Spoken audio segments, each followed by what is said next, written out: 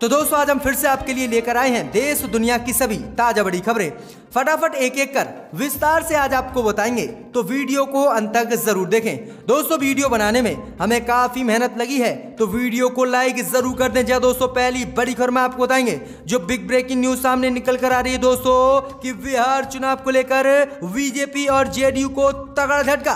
बिहार चुनाव का सर्वे हुआ जारी, राहुल और तेजस्वी ने पलट दिया पूरा बिहार चुनाव। नीतीश को नापसंद करने वाले लोगों की संख्या पहुंची 61%। बुरी तरह से बिहार में हारने लगी बीजेपी। बिहार चुनाव का यह नया सर्वे एबीपी न्यूज ने जारी किया है। तो वहीं दोस्तों अगली खबर में आपको बताएंगे कि बीजेपी सांसद साक्षी महाराज ने कब्रिस्तान को लेकर दिया विवादित बयान। कहा जितनी जमीन में है शमशान, अब भारत में भी कब्रिस्तान बनेंगे उतने ही जमीन में। जहां दोस्तों बड़ा विवादित बयान दिया है। तो वहीं आपको बताएंगे कि जम्मू कश्मीर में तिरंगा फहराना बीजेपी कार्यकर्ताओं को पड़ा भारी। पुलिस ने बरसाई लाठियां निकाल दी 2 मिनट में बीजेपी कार्यकर्ताओं की हेकड़ी।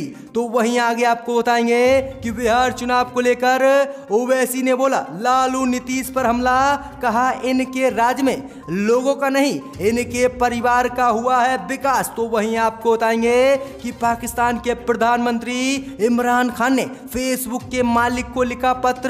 कहा फेसबुक पर इस्लाम के खिलाफ कंटेंट पर तुरंत लगाए फेसबुक बैन, नहीं तो करेंगे कड़ी कार्रवाई। तो वहीं आगे आपको बताएंगे कि 29 दिन बाद थमी आर्मेनिया अजरबैजान की जंग, ट्रंप ने दोनों ही देशों के बीच कराया शांति समझौता। तो वहीं आपको बताएंगे कि महबूबा मुफ्ती की मांग पर बीजेपी ने किया वार। कहा अब किसी भी कीमत पर जम्मू कश्मीर में अनुच्छेद 370 नहीं किया जाएगा बहाल। अब जम्मू कश्मीर केंद्र शासित प्रदेश ही रहेगा। जहां दोस्तों ये बीजेपी ने बड़ा बयान दिया है। तो दोस्तों सभी खबरों को विस्तार से आपको एक एक कर बताएंगे, तो वीडियो को लाइक जरूर कर दें।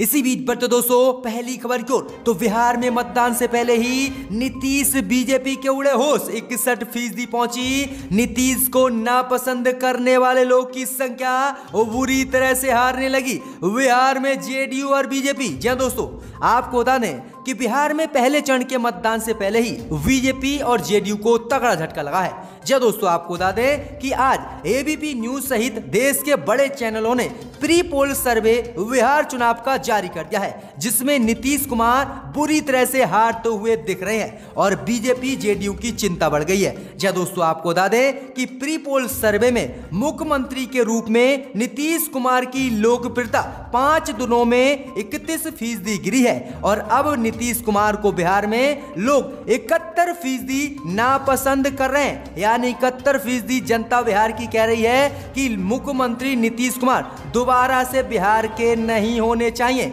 अब इसी को देखते हुए एनडीए में खलबली मच गई है और बिहार में दोबारा से एनडीए की सरकार की वापसी मुश्किल से होने वाली है। भाई आपको बता दें अगर हम विपक्ष की बात करें तो 61% लोग तेजस्वी यादव को बिहार का नया मुख्यमंत्री देखना चाहते हैं, जिसके बाद अब बीजेपी और जेडीयू में ही फूट पड़ती दिख रही है और नीतीश कुमार बुरी तरह से बिहार में हार रहे हैं और तेजस्वी की सरकार बिहार में बनती दिख रही है। अब इसी बीच पर तो दोस्तों अगली खबर क्यों, तो बीजेपी सांसद साक्षी महाराज ने कब्रिस्तान को लेकर दिया विवादित बयान। कहा जितनी जमीन में बनती है शमशान उतने में ही होंगे अब मुसलमानों के भी कब्रिस्तान। जी दोस्तों आपको बता दें कि बीजेपी सांसद साक्षी महाराज ने एक बार फिर से कब्रिस्तान और शमशान को लेकर विवादित बयान दिया है। जी दोस्तों आपको बता दें कि साक्षी महाराज ने एक जनसभा को संबोधित करते हुए कहा है कि पूरे देश में जितनी जमीन पर शमशान बनी हो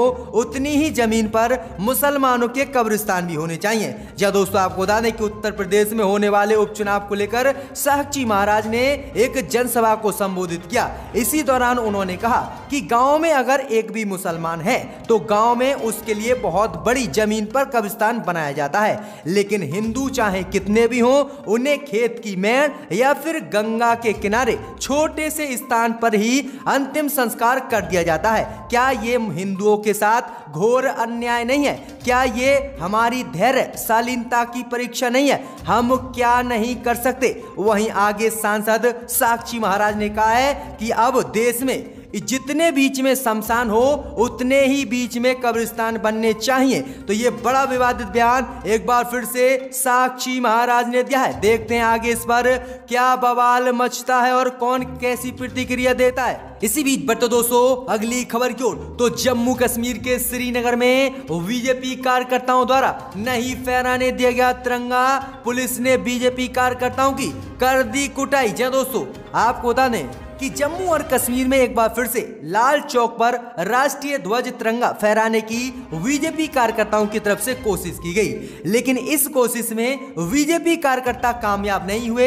तब तक पुलिस ने इन बीजेपी कार्यकर्ताओं को गिरफ्तार कर लिया और इनकी कुटाई कर इन्हें जेल में डाल दिया है। वहीं पुलिस ने आरोप लगाया है कि इन्होंने शांति भंग करने की कोशिश की है, क्योंकि जम्मू कश्मीर में पहले से ही विवाद तिरंगे झंडे को लेकर और अनुच्छेद 370 को लेकर चल रहा है और ये बीजेपी कार्यकर्ता इस तरह की हरकत करके जम्मू कश्मीर में माहौल बिगाड़ना चाहते थे। वहीं आपको बता दें कि 14 महीने बाद नजरबंदी से बाहर आई पूर्व मुख्यमंत्री महबूबा मुफ्ती ने भी ऐलान किया था कि वह किसी भी कीमत पर भारत के तिरंगे झंडे को नहीं उठाएंगी जब तक जम्मू कश्मीर से अनुच्छेद 370 को बहाल नहीं करवा लेती हैं। तो इसी को लेकर यह बड़ी अपडेट आ रही है कि बीजेपी कार्यकर्ताओं की खूब जो है जम्मू कश्मीर पुलिस ने कुटाई की और तिरंगा उन्हें नहीं फहराने दिया गया। इसी बीच बट दोस्तों अगली खबर की ओर, तो बिहार चुनाव को लेकर ओवैसी का लालू नीतीश पर हमला।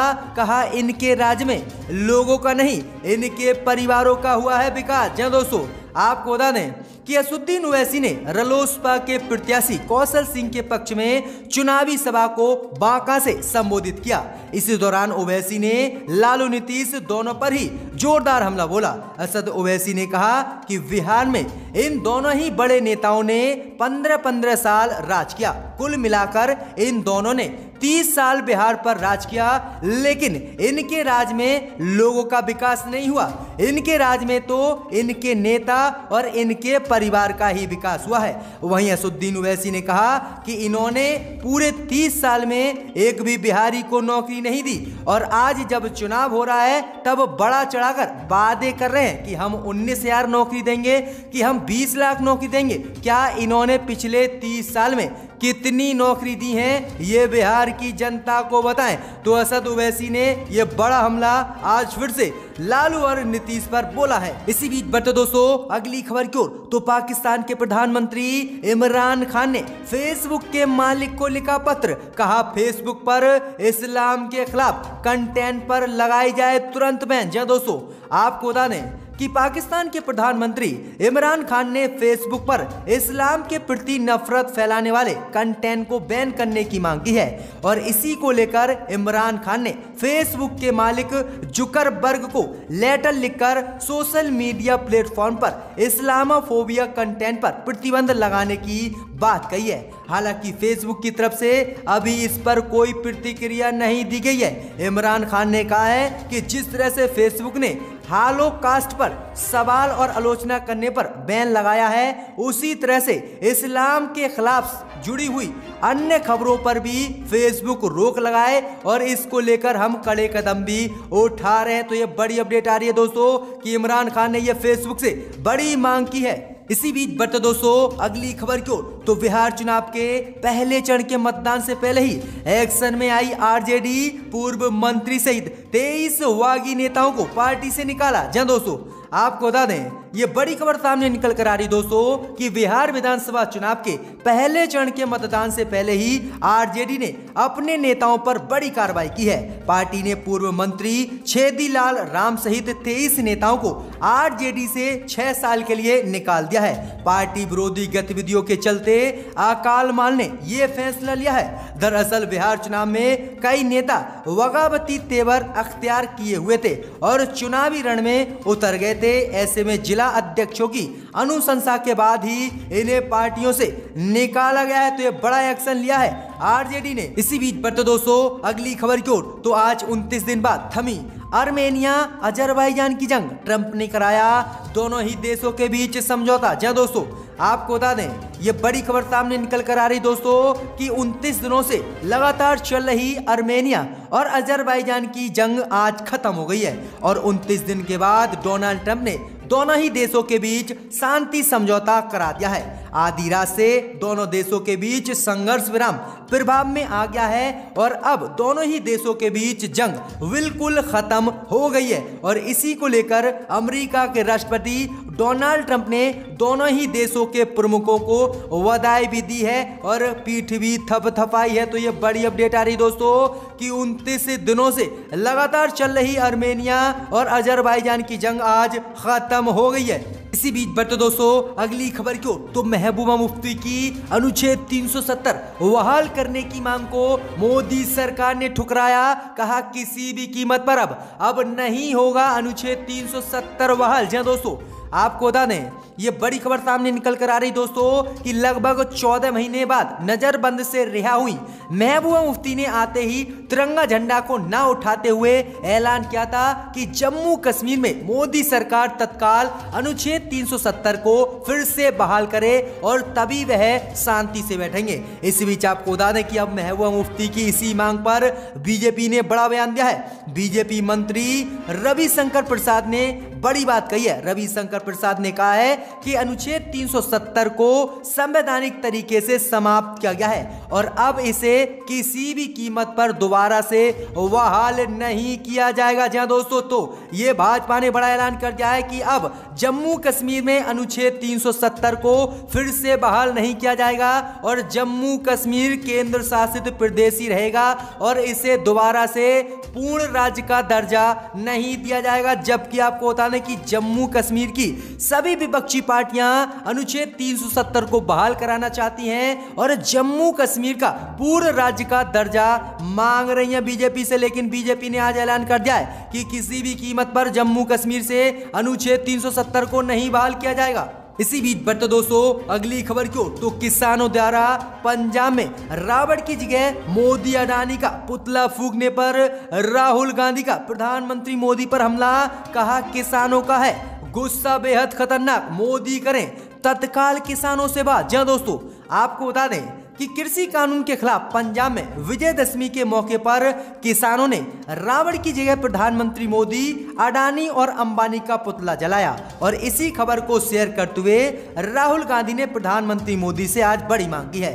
राहुल गांधी ने कहा है कि जो कल पंजाब में हुआ था वह बहुत ही दुखद है और पीएम के प्रति किसानों में बहुत ज्यादा गुस्सा है। ये बहुत खतरनाक मिसाल है कि हमारे देश के प्रधानमंत्री का रावण की जगह पुतला जलाया जा रहा है। वहीं आगे राहुल गांधी ने मोदी से मांग की है कि प्रधानमंत्री मोदी किसानों से तुरंत संपर्क करें और उनकी बात सुने, आखिरकार किसान क्या चाहते हैं। तो ये मोदी से बड़ी विनती राहुल गांधी ने की है। देखते हैं प्रधानमंत्री मोदी क्या इस पर प्रतिक्रिया देते हैं। इसी बीच बढ़ते दोस्तों अगली खबर की ओर, तो सुशील मोदी ने लालू पर लगाया बड़ा आरोप। कहा मुझे मरवाने के लिए लालू ने तांत्रिकों से कराई थी पूजा। जहां दोस्तों, आपको बता दें कि बिहार विधानसभा चुनाव के पहले चरण में अब कुल 2 दिन बाकी रह गए हैं। ऐसे में सभी पार्टियां एक दूसरे पार्टियों पर गंभीर आरोप लगा रहे हैं। इस बीच बड़ी खबर सामने निकल कर आ रही दोस्तों कि बिहार के डिप्टी सीएम सुशील कुमार मोदी ने लालू प्रसाद यादव पर गंभीर आरोप लगाया है। उन्होंने कहा है कि लालू ने